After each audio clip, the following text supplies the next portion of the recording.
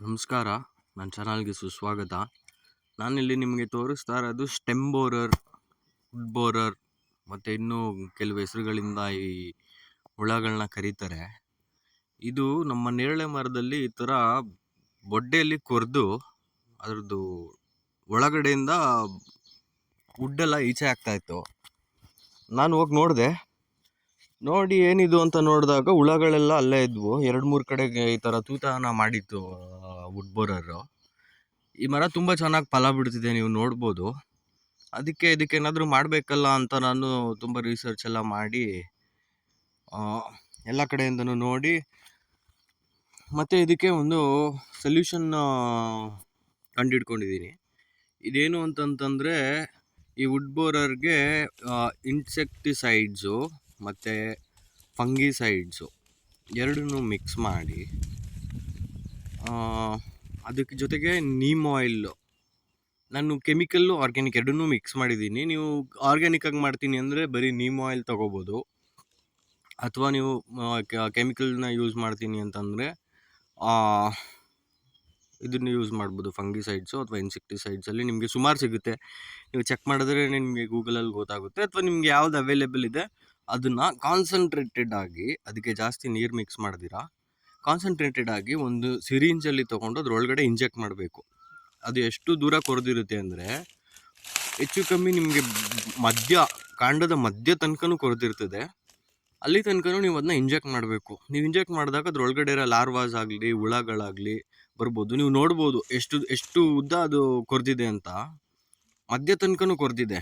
ಅದಕ್ಕೆ ನೀವು ಅಲ್ಲಿ ತನಕನೂ ಇಂಜೆಕ್ಟ್ ಮಾಡಿ ಒಂದು ಕಡ್ಡಿಯಿಂದ ಪೂರ್ತಿ ಅದ್ರದ್ದು ಟನಲ್ ಎಲ್ಲೆಲ್ಲಿ ತನಕ ಹೋಗಿದೆ ಅಲ್ಲಿ ತನಕನೂ ಕಡ್ಡಿಯಿಂದ ಕ್ಲೀನಾಗಿ ಇಂಜೆಕ್ಟ್ ಮಾಡಿ ಅದನ್ನು ಒಳಗಡೆಗೆ ಹಾಕಿದ್ರೆ ನೋಡಿ, ನೀವು ನೋಡ್ಬೋದು ಹುಳ ಬರ್ತಾ ಇದೆ.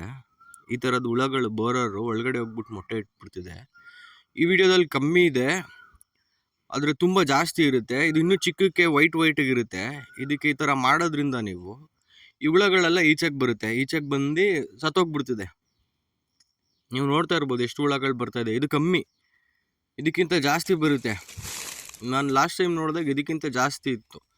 ನೀವು ಈ ಥರ ಫಂಗಿಸೈಡ್ಸ್ ಎಲ್ಲ ಹಾಕಿ, ಔಷಧಿನ ಒಳಗಡೆ ಹಾಕಿ ತೂತಾಕಿ ನೀವು ಪ್ಯಾಕಿಂಗ್ ಮಾಡಬೇಕು. ನಾನು ಪ್ಯಾಕಿಂಗ್ ಮಾಡೋಕ್ಕೆ ಕೆಲವರು ಬಾವಷ್ಟಿನ ಕಲಿಸ್ಬಿಟ್ಟು ಪ್ಯಾಕ್ ಮಾಡ್ತಾರೆ. ನಾನು ಬಾವಷ್ಟಿನ ಯೂಸ್ ಮಾಡಿಲ್ಲ, ಫಂಗಿಸೈಡ್ ಯೂಸ್ ಮಾಡಿರೋದ್ರಿಂದ ಒಂದು ವ್ಯಾಕ್ಸ್ನ ತೊಗೊಂಡು ಚಿಕ್ಕ ಪೀಸಾಗಿ ಮಾಡಿಕೊಂಡು, ಕ್ಯಾಂಡಲ್ ವ್ಯಾಕ್ಸ್ ತೊಂದರೆ ಇಲ್ಲ, ಅದೇನೇ ನಡೆಯುತ್ತೆ. ಕ್ಯಾಂಡಲ್ ವ್ಯಾಕ್ಸ್ನ ತೊಗೊಂಡು ಆ ತೂತೊಳಗಡೆ ಕ್ಲೀನಾಗಿ ನೀವು ಈ ಥರ ಕ್ಲೋಸ್ ಮಾಡಿಬಿಡ್ಬೇಕು. ಹೋಲ್ನ ಕ್ಲೋಸ್ ಮಾಡಿಬಿಟ್ಟು ಕ್ಲೀನಾಗಿ ಗಾಳಿ ನೀರು ಏನು ಒಳಗಡೆ ಹೋಗ್ಬಾರ್ದು, ಯಾವುದೇ ಹುಳ ಆದರೂ ಮತ್ತೆ ಒಳಗಡೆ ಹೋಗ್ಬಾರ್ದು. ಆ ಥರ ಕ್ಲೀನಾಗಿ ಟೈಟಾಗಿ ಪ್ಯಾಕ್ ಮಾಡಿ ಅದಕ್ಕೆ ಒಂದು ಲೈಟ್ರಿಂದ ಒಂದು ಸ್ವಲ್ಪ, ಯಾಕಂದರೆ ಅದು ಗಟ್ಟಿ ಇರುತ್ತಲ್ವ, ಲೈಟ್ರಲ್ಲಿ ಒಂದು ಸ್ವಲ್ಪ ಸುಟ್ಟರೆ ಅದು ನಿಮ್ಗೆ ಈಸಿ ಆಗುತ್ತೆ ಅದನ್ನ ಪ್ಯಾಕ್ ಮಾಡೋಕ್ಕೆ. ಅದಕ್ಕೋಸ್ಕರ ಒಂದು ಲೈಟ್ರಿಂದ ಅದನ್ನು ಒಂದು ಸ್ವಲ್ಪ ಹೀಟ್ ಮಾಡಿ ಕ್ಲೀನಾಗಿ ಪ್ಯಾಕ್ ಮಾಡಿಬಿಡ್ಬೇಕು. ಪ್ಯಾಕ್ ಮಾಡಿಬಿಟ್ಟ ಅಂದರೆ ಮುಗೀತು, ನಿಮಗೆ ಮತ್ತೆ ಸ್ಟೆಮ್ ಬೋರರ್ಗಳಿಂದ ತೊಂದರೆ ಆಗಲ್ಲ. ನಿಮಗೆ ಸ್ಟೆಮ್ ಬೋರರಲ್ಲಿ 2-3 ಥರ ಇದೆ. ಇದು ಫ್ಲ್ಯಾಟ್ ಹೆಡ್ ಸ್ಟೆಮ್ ಬೋರರ್ ಅಂತ ನಾನು ಕಂಡ್ಕೊಂಡೆ. ಅದು ಹುಳನ ಹಿಡಿದು ಅದನ್ನು ನೋಡಿ ಯಾವ ಬೋರರು ಅಂತ, ಅದಕ್ಕೆ ಯಾವುದು ಕ್ಲೀನಾಗಿ ವರ್ಕ್ ಆಗುತ್ತೆ ಆ ಕೆಮಿಕಲ್ಲಿ 2-3 ಕೆಮಿಕಲ್ ನಾನು ಒಟ್ಟಿಗೆ ಹಾಕಿದೆ. ಯಾಕಂದರೆ ಇದು ಮರ ಅಲ್ವಾ, ಅದಕ್ಕೇನು ತೊಂದರೆ ಆಗೋಲ್ಲ, ಸುಟ್ಟೋಗೋದು ಏನೂ ಮಾಡೋಕ್ಕಾಗಲ್ಲ. ಸೊ ನಾನು ಕಾನ್ಸಂಟ್ರೇಟೆಡಾಗಿ ಹಾಕಿ ಮಾಡಿದ್ದೀನಿ. ಈ ವಿಡಿಯೋದಲ್ಲಿ ಲೈಕ್, ಸಬ್ಸ್ಕ್ರೈಬ್ ಮಾಡಿ. Thank you.